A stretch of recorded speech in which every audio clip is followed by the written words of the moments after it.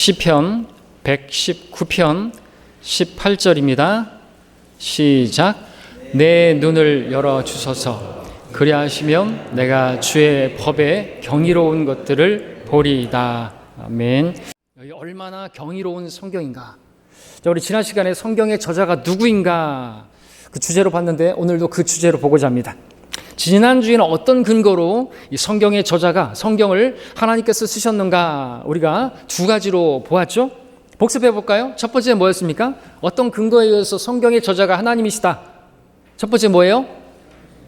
예언의 성취. 그렇죠. 선지자가 했던 그 모든 말들 하나님께서 그들의 입에 넣어주셨기 때문에 하나님 말씀이기 때문에 그 어떤 방해나 어떤 무엇인가 있어도 다 성취가 되었습니다. 그 예언의 성취라고 하는 것을 확률로 계산한다고 한다면 10에 157승분의 1이라고 하죠. 그래서 로또 복권의 그 몇백 배, 몇천 배 되는 그러한 확률인데 도저히 성취되기 어려운 그러한 상황들이 이루어진 것입니다. 여러분, 동해바다에서 모래 하나를 떠가지고 와이키키 큰 그 해변에다가 1m 묻어놓고 1년이 지난 다음에 가서 그 모래, 동해의 그 모래 하나를 한 번에 찾아낼 수 있는 그 확률이라고 하죠. 또 두 번째는 뭐라고 했습니까? 성경이 가르쳐주고 있는 그 주제들을 볼 때 이건 도저히 인간의 기록이라고는 도저히 믿을 수 없는 그러한 내용들 때문에 삼일체를 시작으로 해서 하나님의 무소부지하심, 그 영원하심, 없는 것들을 있는 것처럼 부르시는, 미래도 없고 과거도 없는 항상 현존하시는 그 하나님의 그 기록이기 때문에 우리는 이건 도저히 인간의 지식이나 상상에서 나올 수 없는 그러한 결과물이기 때문에 인간에 대해서, 구원에 대해서, 영원에 대해서 그 주제들을 본다고 한다면 결코 그것은 인간의 기록이라고 볼 수가 없고 하나님의 말씀이다라고 하는 사실을 우리가 보아드렸습니다. 오늘도 시간 관계상 두 가지만 찾아볼 텐데요. 근데 그 증거는 너무나 많고요. 이 한 시간에도 한 40분, 50분 되는 그 시간에 다 말씀드릴 수는 없겠습니다. 하나님께서 허락하신다고 하면 나중에 또 이러한 주제로 말씀을 드리겠습니다. 이러한 주제로 말씀을 드리는 이유는 너무나 분명합니다. 왜냐하면 우리가 지금 믿는 그 믿음이라는 것은 다른 게 아니에요. 보여지는 어떤 걸 믿는 것도 아니고 우리가 믿는 것은 성경이란 말이죠. 믿음은 들음에서, 들음은 하나님 말씀에 의해서 우리가 성경을 믿는 사람들이에요. 근데 이 성경이 하나님께서 쓰신 것이 아니다라고 하면, 이 기초가 무너져 버리게 되면 우리는 헛 농사를 짓고 있는 것이고 헛 일을 하고 있는, 헛된 삶을 살고 있는 것이기 때문에 그렇습니다. 우리 신앙의 기초이고 반석이고 우리의 기초가 되는 하나님 말씀, 그 말씀이 하나님의 말씀이다라는 사실을 우리가 믿는다고 한다면 우리는 놀라운 그러한 하나님의 사람으로 이제 시작되는 것이죠. 자, 이왕 이런 말씀을 드렸으니까 한 가지 짚고 넘어가고 싶은 내용을 먼저 서론으로 말씀드리고 본론으로 들어가도록 하겠습니다. 하나님께서 왜 우리에게 영감으로 주신, 하나님의 숨을 불어넣으셔서 기록된 이 성경을 우리에게 주신 것인가 이거죠. 왜 우리에게는 성경이 필요한 것인가 이거죠. 왜 필요할까요? 갈릴레이라고 하는 그 천문학자는 이렇게 얘기했습니다. 하나님께서 자신을 계시하신 책이 두 권이 있다. 한 권은 자연이라는 책이고 한 권은 성경이라는 책이다. 이 자연을 이제 신학에서는 일반 계시라고 하고 이 성경을 특별 계시라고 부르죠. 이 특별 계시로 주어진 이 성경은 인간이 궁금해하거나 호기심 갖거나 알고 싶어하는 그런 것들을 계시하고 있는 책이 아닙니다. 하나님께서 우리에게 알려주시기를 원하시는 진짜 진리들을 계시하고 있는 책이죠. 그렇다면 왜 인간은 이러한 기록된 하나님 말씀인 성경이 우리에게 필요한가라는 것이죠. 왜 성경이 필요한 것입니까? 세 가지로 또 이것을 말씀드리면, 첫 번째는 일반 계시로는 충분하지 못하기 때문에 하나님을 아는 그 지식에 이르기를, 잘 아시는 것처럼 로마서 1장 20절에서는요 세상의 창조 때부터 그분에 속한 보이지 않는 것들이 분명히 보여졌고 심지어는 그분의 영원한 능력과 신격까지도 만들어진 것들에 의해서 알려졌으므로 그들이 변명하지 못하느니라고 말씀하셨습니다. 우린 창조물을 통해서 자신의 능력과 신격까지도 거기에 다 계시하셨습니다. 그래서 우리가 하나님 모르지 않아요. 보여지는 것을 통해서 말이죠. 그런데 그것으로 충분하지 않기 때문이다라고 말을 하는 것이죠. 하나님께서 창조하신 그 창조물들, 그 창조 때부터 보여졌는데 그 창조 이후에 그 죄로 인해서 훼손되어 버렸죠. 창세기 1장에서 지금 우리가 보는 이러한 창조물들은 하나님께서 창세기에서 처음에 만드셨던 보시기에 좋았더라의 상태가 아니에요. 범죄함으로 인해서 그 훼손되어 버렸습니다. 탈색이 되어 버렸어요. 불완전한 창조물은요, 완전하신 창조주를 완전한 계시로 그 계시할 수 있는 수단이 못 되는 것입니다. 그러니까 일반 계시로는 하나님의 성품이라든지 속성이라든지 죄에 대한 깨달음이라든지 구원에 관한 지식을 제공하지 못하기 때문에 우리에게는 하나님께서 숨을 불어넣으신 이 특별 계시 성경이 우리에게 필요하다라고 하는 것이죠. 두 번째로 우리가 성경이 필요한 이유는 우리의 한계와 무지 때문에 성경이 필요하다. 죄로 인해서 영적으로 죽어있는 타락한 인간은요, 하나님과 분리되어 있기 때문에 하나님에 대해서는 전적으로 어둠 가운데 있는 것입니다. 우리에게 성경이 없다고 생각해 보십시오. 여러분 손에서 성경을 치워버려 보십시오. 우리가 어떻게 하나님을 알 수가 있겠습니까? 하나님의 인격, 그분의 속성, 성품, 우리를 향하신 하나님의 뜻과 명령들에 대해서 무엇 하나라도 알 수가 있겠나 생각해 보십시오. 성경을 알지 못하는, 성경을 거부해서 알지 못했던, 아니면 저 이방의 어떤 나라들이든 여러분들 성경이 없어서 이 말씀의 빛을 받지 못한 그런 나라들을 보십시오. 그들에게 하나님은 어떤 존재인 것입니까? 사도행전 17장에 나오는 알지 못하는 신에게 그야말로 알 수 없는, 알지 못하는 그러한 신이 되어버리는 거죠. 성경이 없으니까. 그뿐만 아니라 인간은 자신에 대해서 너무나 어두워요. 인간의 근본적인 원초적인 질문들이 많습니다. 여러분들도 생각해 보셨을 것입니다. 저는 중학교 올라갈 때 많은 생각을 했어요. 정말 중학교 올라가는 게 너무나 무서웠어요. 그때 많이 생각 들었던 게 나는 누구인가? 도대체 여기는 무엇인가? 나는 어디로부터 왔는 것인가? 난 어디로 가고 있는 것인가? 과연 죽음이라는 게 무엇인가? 죽음 후에는 무엇이 있는 것인가? 나는 왜 이 땅에 존재하고 있는 것인가? 나는 사는 목적이 무엇인가? 그 의미는 무엇인가? 나는 근데 그런 걸 왜 생각해야 되는 것인가? 인간은 생각하는 동물이라고 하는데 그냥 생각하는 것이고 답은 어디 있는 것인가? 누가 나에게 왜 사냐고 묻는다면 그냥 시처럼 그냥 웃을 것인가? 많은 생각을 했다라는 것이죠. 여러분들 이거 누구나 여러분들도 생각해 보시지 않았습니까? 그렇죠? 저만 그렇게 생각한 거예요? 아니잖아요. 저 중학교 때 그렇게 생각했어요. 나는 이렇게 생각하고 있는데 저 사람들도 나와 같은 생각을 하고 있는 것인가? 나는 진짜 나인 것 같은데, 나는 살아있는 것 같은데 저 사람들은 다 헛개비 아닌가? 내가 존재하고 있는 이 모든 보여지는 것들은 다 이거 허상 아닌가? 그런 생각을 하고 있었던 적이 있었던 것이죠. 근데 그걸 저만 생각하는 것이 아니다라고 하는 것을 언젠간 알게 됐는데, 트루먼 쇼라고 하는 그 영화에 계세요. 제가 옛날에 봤는데 거기 보니까 그러한 것들의 내용들이 제가 생각했던 것들이 그대로 나오는 거죠. 난 누군가, 여기는 어딘가. 마지막에 그 보면 아주 웃기는 것이죠. 근데 사람들도 그런 것들을 생각하고 있었다라는 것을 이제 알게 되었습니다. 석가모니도 그렇게 막 생각을 했던 것이죠. 보리수나무 아래에서 도대체 사람 왜 늙어가고 왜 죽는 것인가? 죽음 뒤에는 어떻게 되는 것인가? 이병철 회장도 이제 그 돈은 그렇게 많은데 이제 죽음을 앞두고 신문에다 냈잖아요. 몇 가지를 냈잖아요. 이런 것에 대해서 물었단 말이죠. 답을 좀 나에게 좀 해줬으면 좋겠다. 속 시원하게. 근데 대답을 못 해준 것이죠. 자, 오늘날 많은 사람들이 이러한 인간 본연의 그 정말 질문들에 대해서 어느 정도 고민들 다 합니다. 그러나 그 답을 얻지 못해서 그냥 고개 푹 숙이고 그냥 단지 정직하고 성실하게 살아가는 것으로 위안을 삼고 남들보다 더 한 발이라도 빠르게 더 높아지고자 열심히 바쁘고 정신없이 살아갑니다. 돈을 벌기 위해서 열심히 살아갑니다. 왜 돈을 그렇게 열심히 벌고 많이 벌려고 하는 것입니까? 물어보면 안정적인 삶을 위해서라는 거예요. 도대체 뭐가 안정적인 삶이라는 것이죠? 은행에 돈이 좀 쌓이면, 내 통장에 잔고가 그 숫자가 좀 많으면 안정적인 삶인가요? 그 숫자가 좀 적어지면 불안정한 삶인가요? 우리가 먹을 것이 없습니까? 입을 것이 없습니까? 뭐가 도대체 안정적인 삶이죠? 그냥 그러고 또 머리 숙이고 또 월요일이면 또 그냥 일터 나가고 그런 생활을 계속해서 반복하면서 도대체 어디에 참 만족이 있고 참 행복이 있는 것인가 이거죠. 안정적인 삶이요? 자, 우리 손에 있는 성경을 한번 폐기시켜 버리십시오. 성경이 인간 본연에 대한 질문에 대해서 뭐라고 말씀하시는지에 대해서 우리는 까막눈이 돼버릴 거예요. 우리는 답을 얻지 못할 것이. 도대체 성경이 가르쳐주고 있는 그러한 진리에 대해서, 우리 인간의 본연의 원초적인 질문에 대해서 어디에서 우리가 답을 얻을 수가 있겠냐라는 것이죠. 만약 성경이 없다고 한다면 인간에게 가지고 있는 그 모든 질문 중에서 도대체 몇 가지나 속 시원하게 우리가 답을 어디에서 얻을 수 있겠냐라는 것이죠. 피조물인 우리가 왜 이 땅에 존재하게 됐는지, 무엇을 위해서 살아야 하는지, 우리를 만드신 창조주라는 분은 있는지 알 길이 없는 것이죠. 여러분, 사람들이 만들어 놓은 모든 제품들을 보시면요, 그건 어디에 쓰이고 무엇을 위해서 존재하고 어디에서 만들었고 어떻게 사용 방법이 무엇인지 그 사용자 매뉴얼이, 그러한 그 제품의 그 설명서에 다 적혀 있지 않습니까? 마찬가지로 창조주 하나님께서는요, 피조물인 우리들로서는 도저히 알 수 없는 이러한 근본적인 질문들에 대해서, 내가 왜 존재하고 어떻게 존재하게 됐고 무엇으로 만들어졌고 왜 살아야 하는지, 죽음 뒤에는 어떻게 되는지 모든 다 성경에 특별하게 계시를 해주고 계시다라는 거죠. 그래서 우리의 한계와 무지 때문에 우리에게 성경인 특별 계시가 필요하다는 것이고요. 세 번째는 우리의 경험들로 인해서 우리에게 이 특별 계신 성경이 필요하다라고 하는 것입니다. 우리가 직면하는 많은 문제들이 있습니다. 우리가 경험하는 것들이 많이 있습니다. 도저히 우리의 지혜로는 풀 수 없는 많은 문제들이 있습니다. 그래서 우리에게는 상담자가 필요하죠. 조언자가 필요합니다. 성경은 우리 주의 말씀이 나의 상담자라고 말씀하고 있죠. 우리가 걸어가는 인생길에서 우리가 힘으로 스스로 극복할 수 없는 장애물들이 너무나 많아요. 그래서 우리에게는 정말 도움이 필요합니다. 우리에게 다가오는 시련들, 고난들이 있기 때문에 우리에게는 위로가 필요하고요. 그냥 단 순간의 위로가 아니라 참된 위로가 필요하고요. 평안이 필요하고요.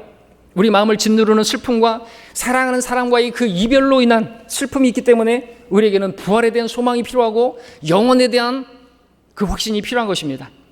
이러한 경험들 때문에 우리에게는 하나님의 특별 계시, 성경이 필요한 것이죠. 우리 시편 본문이 시편 119편인데 이 주의 말씀이 나의 상담자요, 주의 말씀이 나의 위로가 되고, 주의 말씀이 나의 소망이 되고, 주의 말씀이 나를 소생케 하고, 주의 말씀이 나의 힘이고, 그런 것들이 나오는 거죠. 이 하나님 말씀이 없다고 한다면 우리는 소망이 없는 사람들과 같이 그냥 슬퍼하다가 내가 소망하는 것이 무너져 버리면 그냥 극단적인 선택해 버릴 수밖에 없어요. 그렇죠?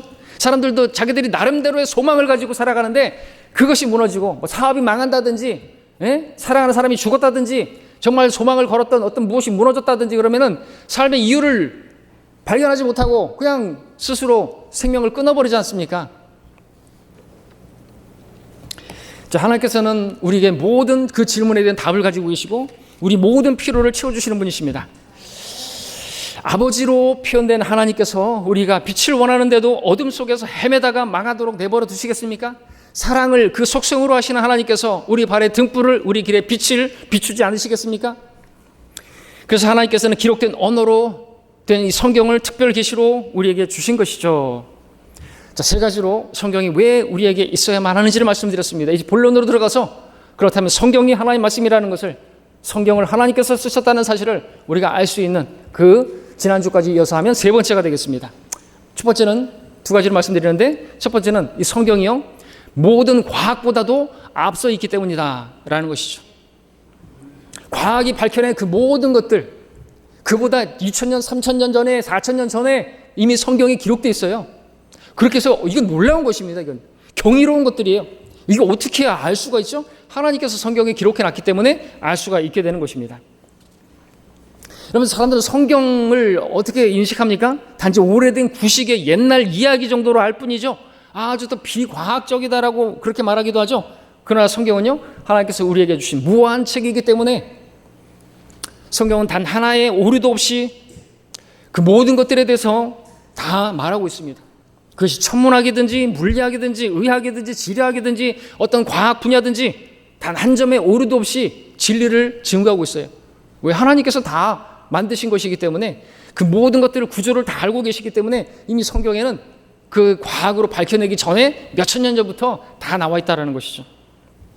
그 증거들을 한번 찾아보도록 하겠습니다. 이제 첫 번째 우리 이사야 40장을 보겠습니다. 이사야 40장 22절을 보시면요, 여러분들 지구가 둥글다는 게 나와요. 와, 놀랍지 않습니까? 이게 지금 BC 740년에서 680년경에 이 이사야가 기록되어 있는데, 지구가 둥글다는 게 지금으로부터 2700년 전 약 그 정도에 기록됐다는 것이죠.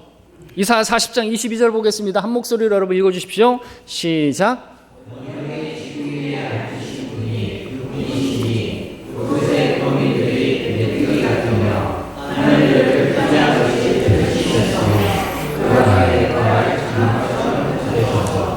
예, 여기 지구가요 원형이래요.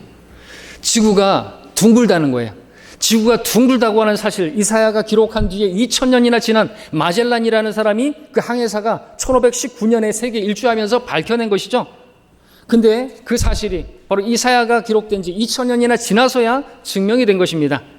지구가 둥글다는 것을 눈으로 직접 확인한 때는 언제입니까? 직접 확인한 것은 1959년 소련이 인공위성을 띄워서 유리 가가린이라고 하는 그 사람이 지구를 직접 목격하면서 둥글다라고 하는 것이 확인된 것이죠. 그전에는 네모일 것이다, 평면일 것이다, 그리고 끝에는 낭떠러지가 있을 것이다, 그렇게 생각하고 있었던 때가 있었다는 것이죠.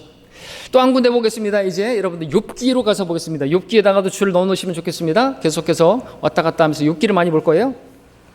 욥기 26장 7절입니다. 시편 앞에 있죠? 욥기 26장 7절을 읽어주시겠습니다. 시작.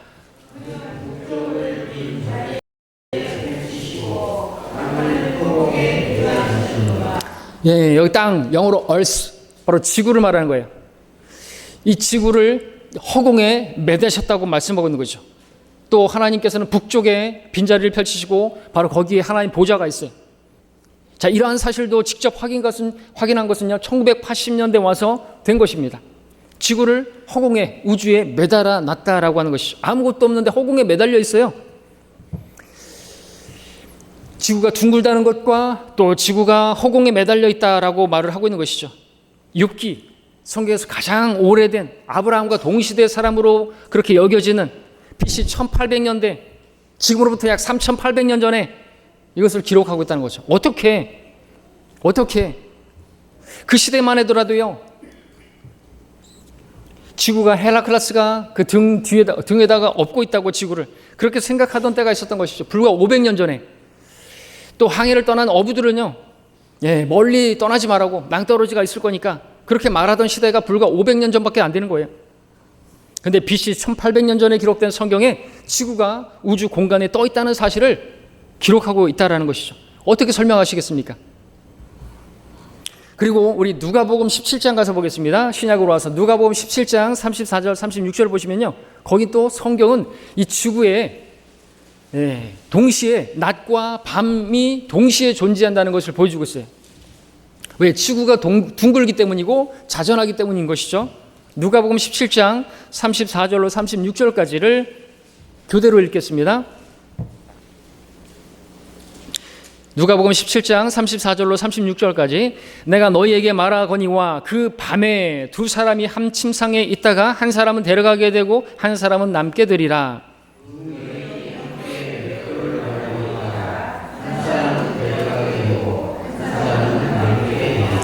또 두 사람이 들에 있는데 한 사람은 데려가게 되고 한 사람은 남게 되리라고 하시니라. 여러분 눈치채셨습니까? 예수님께서 재림하시는 그 날은요, 전 지구적인 사건이라는 것이죠. 그래서 예수님께서 재림하시는 그 날, 어떤 사람들은 밤에 침상에서 잠을 자고 있을 것이고, 어떤 사람들은 아침에 맷돌을 갈면서 아침을 준비하고 있을 것이고, 어떤 사람들은 낮에 들에서 일을 하고 있을 거다라고 하는 거죠. 이게 무엇을 보여줍니까? 지구가 둥글고 자전하고 있고, 그래서 한 날인데 어디 사람들은 밤이고 어떤 사람들은 아침이고 어떤 사람은 점심이다라고 하는 것을 보여주고 있다라고 하는 것이죠. 이미 성경이 이 누가복음이 지금부터 2000년 전에 기록된 성경에서 그것을 보여주고 있는 것입니다. 누가 이것을 쓸 수가 있습니까? 성경의 저자가 하나님이라고 믿을 수밖에 없는 하나의 증거가 되는 것이죠. 우리 다시 이제 시편으로 가서 보겠습니다. 102편 25절 26절입니다.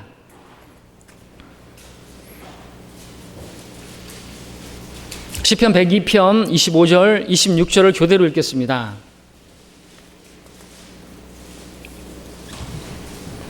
성경 공부 같은 그러한 설교가 되겠습니다. 자, 우리 25절 26절 교대를 씁니다. 주께서 옛날에 땅에 기초를 놓으셨고 하늘들도 주의 손의 작품이니이다. 그것들은 주께서는 영존하시오니 정녕 그것들 모두는 옷처럼 낡아지리라. 주께서 그것들을 의복처럼 바꾸시리니 그리하면 그것들은 덜그지라. 여기 보면 우주가 낡아져 가고 있음을 보여주고 있죠. 낡아질 것이다. 옷처럼 결국에는 낡아질 것이고, 그리고 베드로후서 3장에 보니까 다 불태워버릴 것이고, 그러니까 새 옷을 갈아입듯이 이제 새 하늘과 새 땅이 펼쳐지게 될 것을 말씀하고 있다라고 하는 것이죠. 온 우주에 있는 하늘, 그 태양, 별들 다 점점 낡아지고 있는 거죠. 점점 그 형체가 사라져가고 있다는 것이죠. 고린도서 7장 31절에서도 이 세상을 위해서 이용하는 자들은 다 이용하지 못할 것처럼 하라. 이는 세상의 형체가 사라져가고 있음이라 말하고 있는 것입니다. 이것을 전문 용어로 연력학 제2법칙이라고 하는 것입니다. 계속해서 낡아지고 있는 것이죠. 좀 이렇게 계속해서 낡아지고 있다고 한다면 맨 처음에 우주가 존재하게 된 제1원인은 어디에서 비롯된 것입니까? 창세기 1장 1절. 태초에 하나님께서 하늘과 땅을 창조하셨느니라. 그때로부터 계속해서 낡아지고 있는 것입니다. 우리도 태어나면서부터 세포 분열이 일어나면서 결국 우리는 계속해서 죽음으로 향하고 있는 거예요. 예, 지금 다 그렇다는 것이죠. 또 욥기 28장 5절 가서 보겠습니다. 욥기 28장 5절에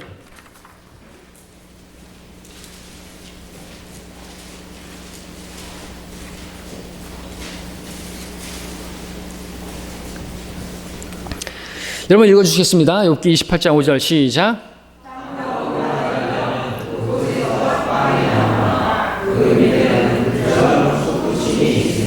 네, 이것을 과학자들은 멘틀 대류 현상이라고 말을 하죠.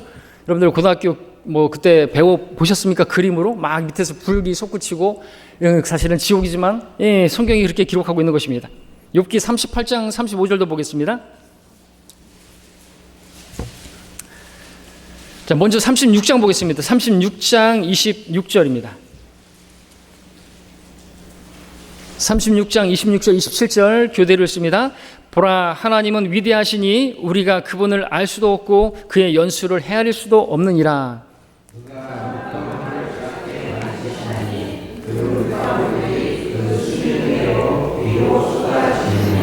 네, 그 물방울을 작게 만드시고 수증기가 되고 비로 쏟아지고, 여러분들 빨래를 널면은 그 수증기는 다 어디로 올라가는 것입니까? 하늘로 올라가는 것이죠. 작게 만들어서 올리셨다는 것입니다.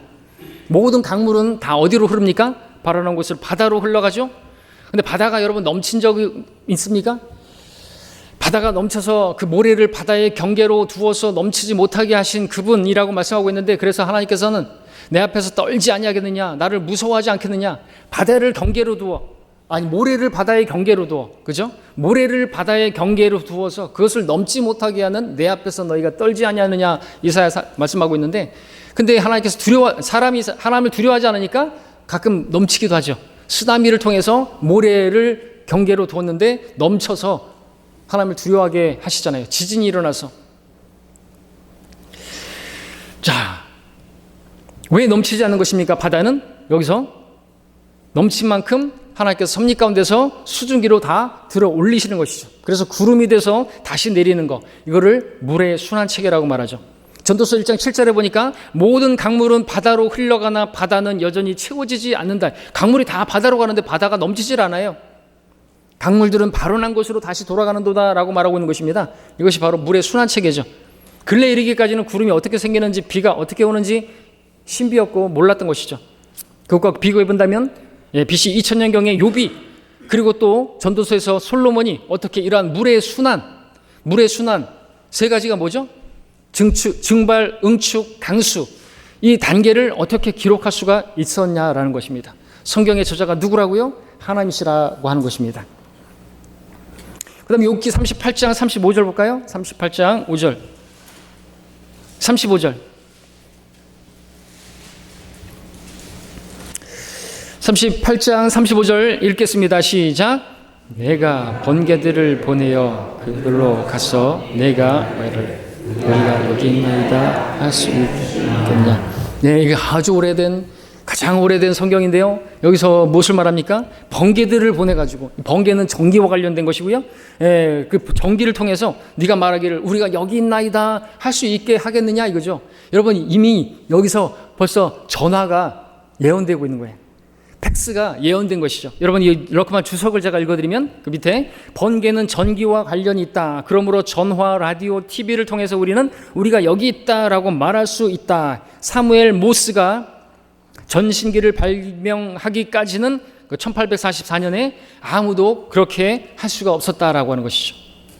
거의만 4,000년 전에 기록된 이 욥기에서 그 전기를 통해서 우리가 여기 있어, 어디 있어, 나 여기 있어, 그렇게 말할 수 있는 그런 시대가 오게 되리라고 하는 것을 이렇게 나오고 있다는 것이죠. 놀랍지 않습니까? 자, 이제 우리 천문학으로 가서 보겠습니다. 천문학. 자, 창세기 22장 17절에 보니까 하늘의 별들을요, 바닷가의 모래에 비유하시면서 특징이 뭐냐니까 셀 수가 없다는 거죠. 바다의 모래도 셀 수가 없고 하늘의 별도 셀 수 없다는 거예요. 예레미야 33장 22절에 따르니까 하늘의 군상은 헤아릴 수 없고 바다의 모래도 측정할 수 없다 말씀하고 있다는 거죠. 이 하늘의 군상이라는 것은 신명기 4장 19절에 따르면 별들을 말하는 거죠. 태양과 달과 별들, 즉 하늘의 모든 군상을 보고라고 했을 때의 군상. 근데 이것을 예레미야 33장 22절에서는 그 하늘의 군상, 하늘의 별들을 헤아릴 수가 없고 바다의 모래도 측량할 수 없다 이거죠. 헤아릴 수 없다라는 것이죠. 대단한 것 같지 않죠? 너무나 상식 아닙니까? 하늘의 별을 헤아릴 수가 없습니다. 근데요, 옛적에 망원경이 발견되기 이전의 시대의 사람들은 이 별을 헤아렸다는 것이죠. 똑똑하다는 철학자들이 별을 세기 시작했다는 것이죠. 예를 들면 크렘토렘이라고 하는 사람은 별들의 수를 세보니까 1056개다. 그래서 책을 냈고요. 또 케플러는요 1005개다 이렇게 또 주장을 하기도 하고요. 지금 들으면 참으로 비상식적인 그런 얘기를 했던 시대가 있었다는 것입니다. 별들은요 세면 셀수록 많아지는 것입니다. 지금 오늘 말에 와가지고는 한 은하계에 1000여 개의 별이 있다는 거예요. 그런 1000여 개의 별들이 있는 한 은하계가 또 1000여 개가 있다는 거예요. 한마디로 말해서 헤아릴 수 없다라고 하는 것이 답인 거예요. 근데 그렇게 헤아릴 수 없을 정도로 많다라고 이미 성경이 욥기에서 또 신명기에서 예레미야에서 이미 기록하고 있다는 거예요. 그거를 어떻게 할 수 있어요? 누가 할 수 있어요? 하나님께서 다 지으셨기 때문에 라고 하는 것이죠. 우주의 별들은 헤아릴 수가 없습니다. 근데 이미 수천 년 전부터 그것들을 기록하고 있다는 거죠. 근데 사람들은 그걸 헤아려 왔어요. 헛짓한 것이죠. 근데 놀라운 것은요, 우리 시편 147편 가서 보시면요, 놀라운 말씀이 있습니다. 사람들은 이 별들을 헤아릴 수도 없는데 하나님께서는 다 헤아리실 수 있는 분이시고 그 별들의 이름까지도 부르신다라고 말씀하고 있죠. 시편 147편 4절입니다. 읽어주십시오. 시작.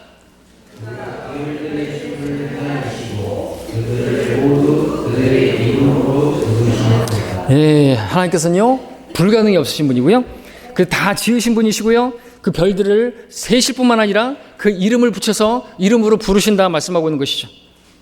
근데 그렇게 별들의 수를 세시고 그 이름들을 부르시는 하나님은요, 여러분에게도 그렇게 관심 가지시고 여러분의 이름도 다 아세요.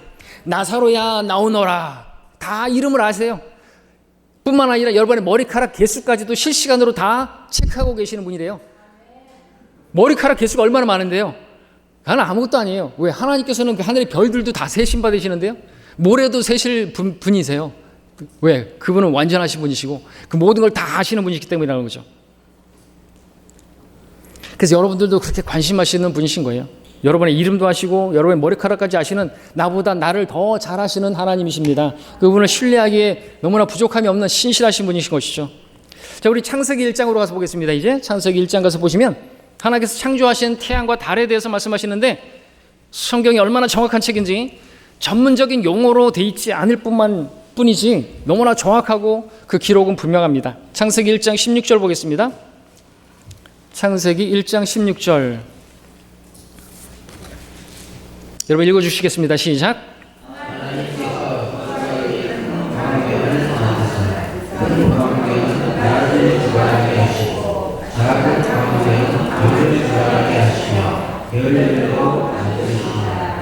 하나님께서 만드신 하늘과 땅 그리고 별 그리고 그 전에 큰 광명, 작은 광명이라고 했는데 여기 큰 광명이 뭐예요? 큰 광명으로 낮을 주관하게 하셨다 그랬습니다. 큰 광명이 뭐예요? 그렇죠.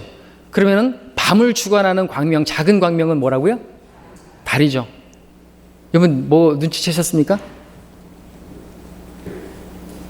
여러분 태양이 달보다 더 크다는 거예요. 뭐가? 뭐 대단한 겁니까?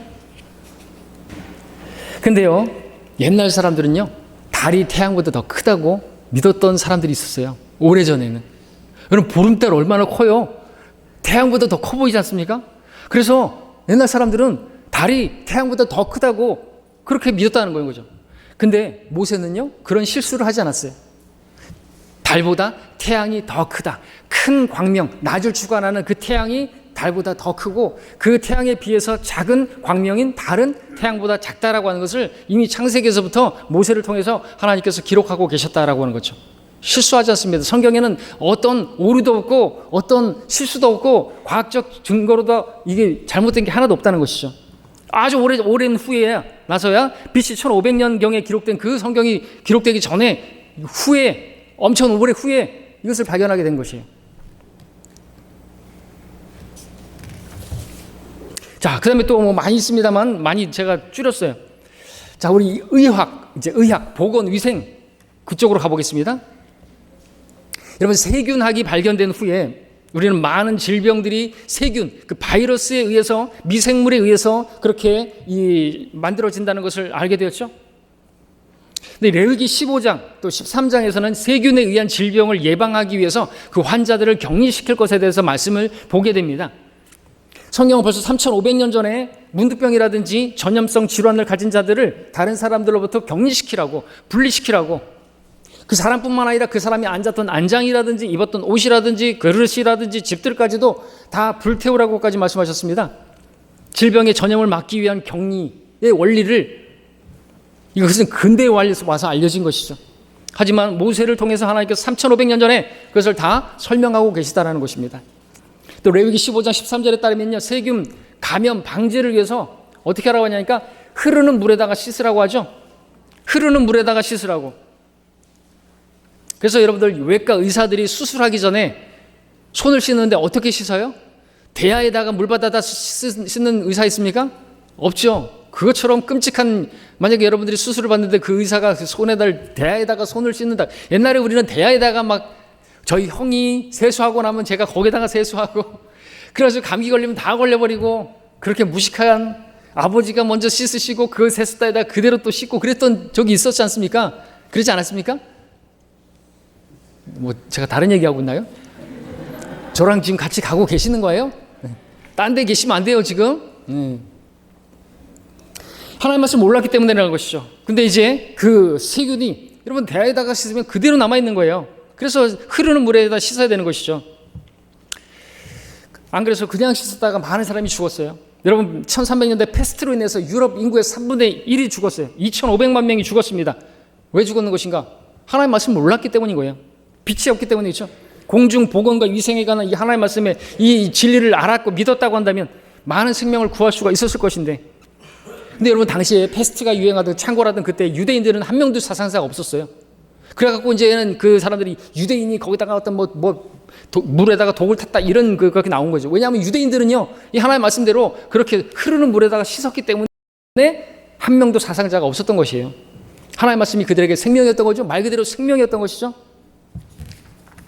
자, 지금까지 이렇게 일부분이지만 더 많지만 과학적인 측면에서 성경의 저자가 하나님일 수밖에 없는 증거들을 말씀을 드렸습니다. 참으로 성경의 기록들은 정말 경이로운 기록이 아닐 수가 없습니다. 여러분의 눈을 열어서 보시기 바랍니다. 이게 사람이 쓴 거라고요? 과학보다 2000년, 3000년, 4000년 앞선 이 성경 기록이 하나님께서 성경의 저자이시기 때문에 가능한 것입니다. 이 성경을 믿는 것이 잘못된 게 아니라죠. 성경은 오래된 구식 그러한 책이 아닌 거예요. 과학보다, 사람들이 똑똑하다고 하는 그러한 책보다 몇천 년이나 앞서 모든 것들이 예언되어 있다 이거죠. 자, 두 번째로는요, 성경의 저자가 하나님이라는 증거는요, 성경의 불멸성 때문이다라고 그렇게 말씀을 드릴 수 있습니다. 우리 함께 디모데후서 2장 9절을 보도록 하겠습니다. 디모데후서 2장 9절.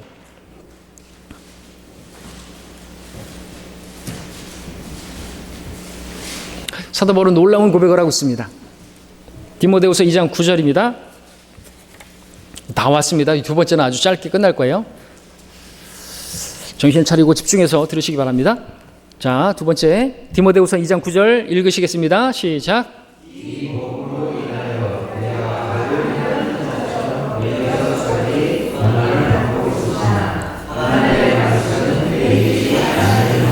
네, 사도 바울은 그렇게 하나님의 일을 하다가 감옥에 매였습니다. 묶였습니다. 착고에 차였습니다. 묶였지만 무엇을 말하는 거예요? 하나님 말씀은 묶이지 않는다고, 매이지 않는다고. 매이다가 영어로 마운드인데 결박하다, 묶다라는 뜻으로 번역이 됩니다. 창세기 22장 9절에서 처음 나왔는데요. 아브라함이 이제 이삭을 묶고 제단에다가 그 바치는 그때 처음 나오고, 마지막은 계시록 20장에서 주님께서 재림하시는 때 마귀를 끝없는 구렁에 가두시죠. 그때 이 가둔다, 묶다 거기에서 마지막으로 나옵니다. 자, 그런 것들은 묶이고 매일 수가 있는데요. 하나님 말씀은 매이지 않는다는 거예요. 마귀도 묶이는데요. 하나님은 말씀은 매이지 않는 거예요. 그렇죠? 왜 그럴까요? 하나님의 말씀은 영이요 생명이기 때문에, 내가 너희에게 한 말들은 영이요 생명이기 때문일까요? 묶고나 가둘 수가 없어요. 여러분, 교회 살 가운데서 이 말씀을 어떻게든 묶어보려고, 가둬보려고, 불태워보려고 얼마나 많은 공격과 시도가 있었는지 몰라요. 황제의 칙령으로 불태우고 종교적으로 하나님의 말씀을 읽지 못하도록 끊임없이 시도하고 시도했지만 다 실패했습니다. 성경은 굳게 서 있습니다. 그래서 마치 육체로 나타나신 하나님, 예수 그리스도를 먼저는 붙잡아서 결박하고, 그리고 결국에는 십자가에 처형했지만 그분께서는 사망에 매어 있지 않으시고 부활하셨습니다. 그것과 마찬가지죠. 그래서 이 기록된 하나님의 말씀과 성육신하신 말씀이신 예수 그리스도와는 너무나 비슷한 부분이, 같은 부분이 많은 것입니다. 묶을 수가 없는 거예요. 그분은 사망에 매어 있지 않으셨습니다. 부활하셨습니다. 요한복음 10장 35절에 보니까 하나님의 말씀이 임한 그들을 신들이라 불렀다면 성경은 폐기될 수 없나니라고 있습니다. 성경은 폐기될 수 없습니다. 여러 시대를 거치는 동안 성경이 살아남아 있다는 건 성경이 하나님 말씀이 아니라면 설명하기 어려운 부분이라는 것입니다. 성경이 지금까지 우리 손에 존재하고 있는 것은 이 성경의 저자가 이 성경의 저자와 마찬가지로 멸할 수 없다는 것을 보여주는 것이다 이거죠. 성경은 결코 끊어질 수 없는 것입니다. 끊어지지 않았습니다. 교회사 기간 동안에, 그리고 지금도 끝나지 않는 전쟁입니다. 박해의 대상이 되어 왔다는 사실을 생각해 보십시오. 성경이 그럼에도 살아남아 있다는 것은 그야말로 어떤 기적, 성경의 기적보다도 더 놀라운 기적이라고 말할 수 있는 것입니다. 다른 어떤 책보다도 이 성경은 사람들에게 존경받고 사랑받고 그러한 책이기도 하고 그래야 마땅한데 더 많은 박해와 핍박의 대상이 되었다는 것이죠. 예수님께서 오셨을 때는 얼마나 많은 핍박과 결국에 죽임을 당하고 그랬던 것입니까? 2000년 동안의 신약 교회사 동안 성경에 대한 사람들의 증오는 끌어올랐고 냉혹했고 잔혹했습니다. 성경의 영감과 권위를 파괴시키기 위해서 모든 노력을 기울였습니다. 성경의 사본들을 다 불태워 없애리라고 하는 황제의 칙령이 발표되기도 했습니다. 그런 일이 실패하자 성경을 가지고 있는 사람들을 다 불태워 죽이라고 하는 그런 일들이 있었던 것이죠. 성경을 믿는다는 이유만으로 얼마나 많은 사람들이 죽었는지 모르고요. 종교적으로 로마 가톨릭에 의해서 세례를 받았다가 아닌 걸 알고 침례를 받았어요. 제 침례교도들, 그들이 죽임 당한 인구는 우리나라 인구 수만큼 비슷해요. 이 침례가 죽음으로 지킨 침례인 것이죠. 성경대로 하겠다 이거예요. 성경대로. 세례 아니다 이거죠. 근데 왜 그렇게 죽인 거예요? 우리 세례 준 우리 성모교회를 무시하는 것이냐 이거죠. 신사참배하든지 말든지 간에 무슨 상관이 있어요? 왜 이렇게 열불 내는 거예요? 우리를 무시하는 거 아닙니까? 이상하죠? 왜 이 성경만이 그토록 혹독한 핍박의 대상이 되었던 것입니까? 성경이 무엇이길래? 하나님의 말씀이기 때문에 그렇죠. 성경은 세상에서 가장 훌륭한 책이지만 세상의 어떤 모든 도서관에 있는 책들을 다 합친 것보다도 더 많은 증오와 반대와 공격을 당했습니다. 정치적 세력과 종교적 세력들이 성경을 멸하고자 힘을 합쳤지만 그들은 항상 실패했습니다. 하나님의 말씀은 매이지 않았습니다. 하나님의 말씀 그 자체로 살아있고 능력 있는 말씀이기 때문에 또 역사하고 또 역사하고 오늘 우리에게까지 온 것이 인간이 각종 철학과 과학과 이런 것들을 통해서 동원해서 이 한 권의 성경을 멸하고자 동원되었지만 여전히 성경은 굳건하게 서 있습니다. 어떤 군대도 성경을 지키기 위해서 동원되지 않았고 어떤 왕도 이 성경을 대적하는 자들을 죽이라고 명령한 적도 없는데 성경은 스스로 굳건하게 서 있다라고 하는 것이죠.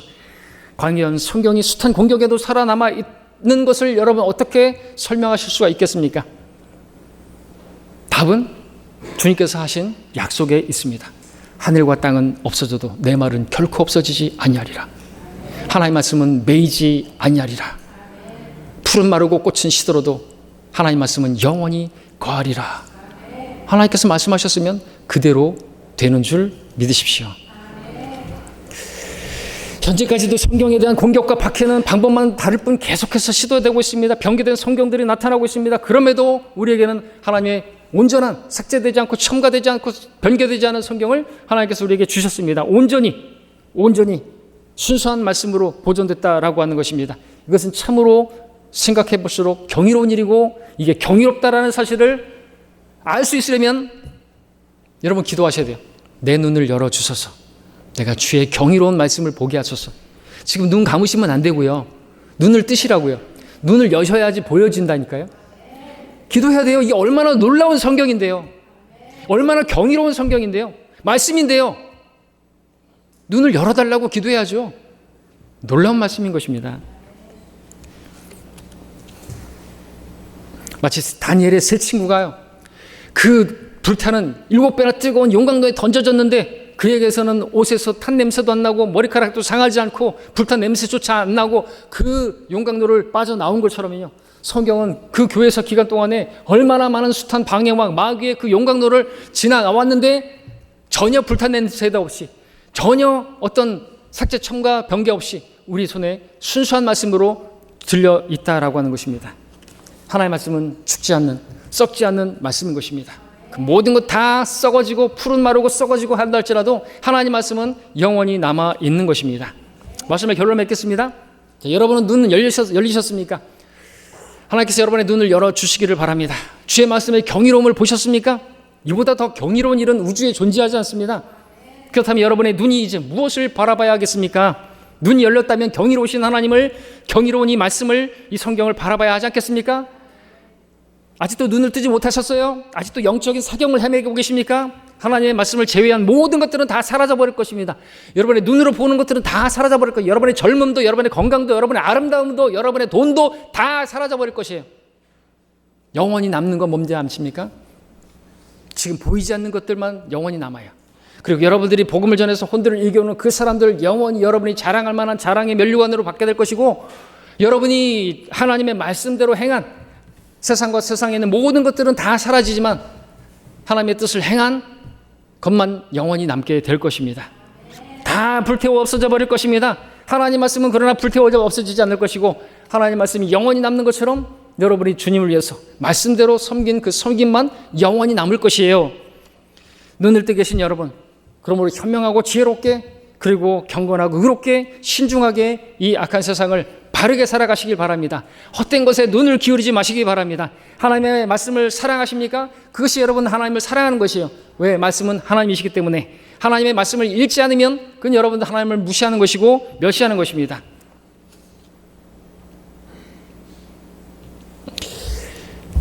이 시간 우리가 오늘 본문 말씀처럼 기도하기를 원합니다. 내 눈을 열어주소서. 주의 경이로운 것을 보게 해주십시오. 주의 말씀이 그러하다는 것을 알게 해주십시오. 그렇게 기도하는 우리가 되길 바랍니다. 기도하시겠습니다.